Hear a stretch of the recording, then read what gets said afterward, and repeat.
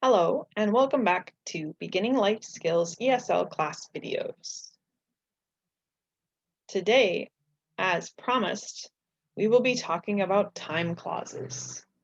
Time clauses are very useful, and we use them all the time. Time clauses use time adverbs, such as after, before, as soon as, until, and while. Until means you go and you go and you go until you stop. So it's up to a point. It's almost the opposite of since.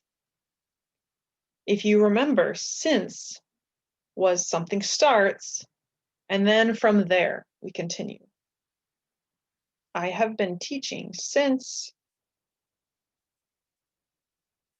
I don't know, 2000, 2008, 2009, 2006. I have been teaching since college, maybe a little after. And the opposite, until. I lived in Minnesota until 2006. And then it stopped. Okay, let's take a look at some sentences with time adverbs in time clauses. That means there's one of these, a time adverb, inside a time clause, which means it's a time adverb plus subject plus verb. We'll also have a challenge sentence, by or by the time. This uses a special verb tense, past perfect.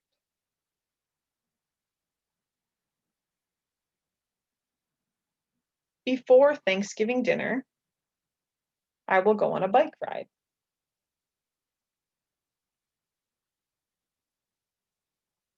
The turkey will cook for nearly 4 hours before we eat it.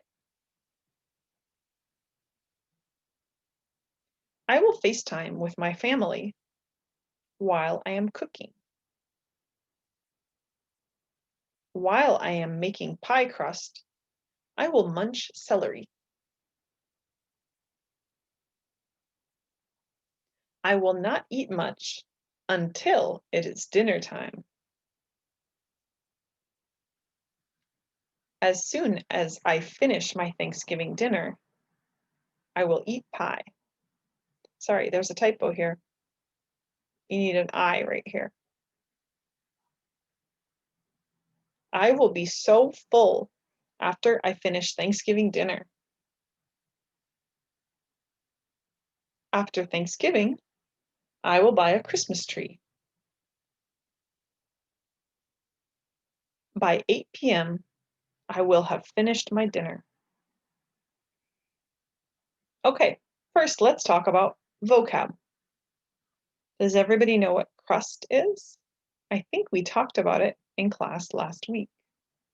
It's the bottom that's made of dough, like a pie, the bottom, or a pizza is the bottom and the edge. Celery. Does everybody know celery? It's very crunchy, and people often eat it for a healthy snack or with peanut butter. Okay, now let's talk about the time clauses. So you might notice, excuse me, you might notice here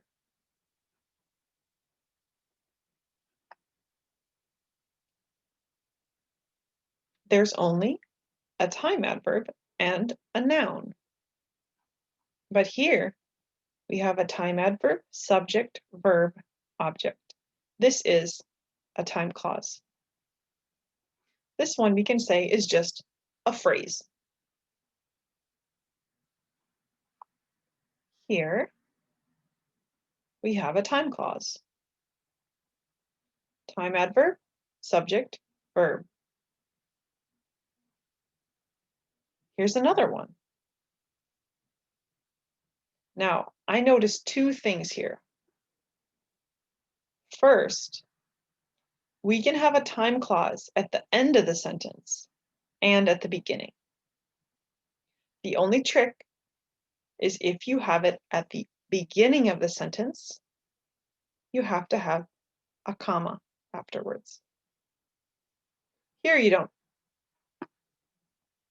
And also a verb tense tip, while often requires present progressive. This means M plus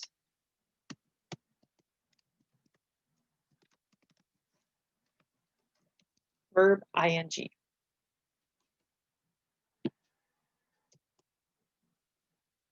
I am cooking right now. I am making. Okay, let's go back to our time clauses. I will not eat much until it is dinner time. Time adverb, subject, verb, object, or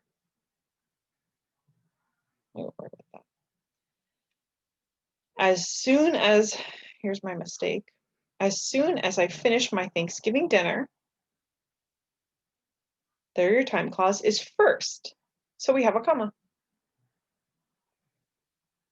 After I finish Thanksgiving dinner. Time clause later. Here we have another, what is this called? It's not a time clause because there's no subject and there's no verb. Do you remember? It's called a time phrase. But really, you should just remember that it's very flexible. There aren't very many rules for time phrases. You can also move them to the end. I will buy a Christmas tree after Thanksgiving.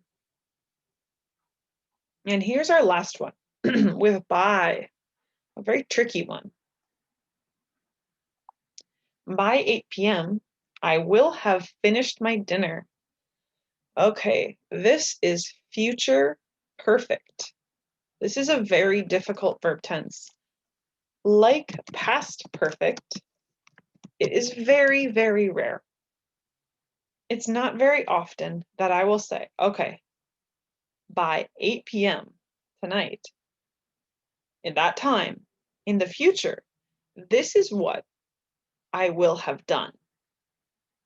So I haven't eaten dinner yet, but by 8 p.m. tonight, I will have finished it. Don't worry about that one too much. But I hope you will use some time adverbs and time clauses in your writing or in your sentences. Thanks so much for listening and have a great evening.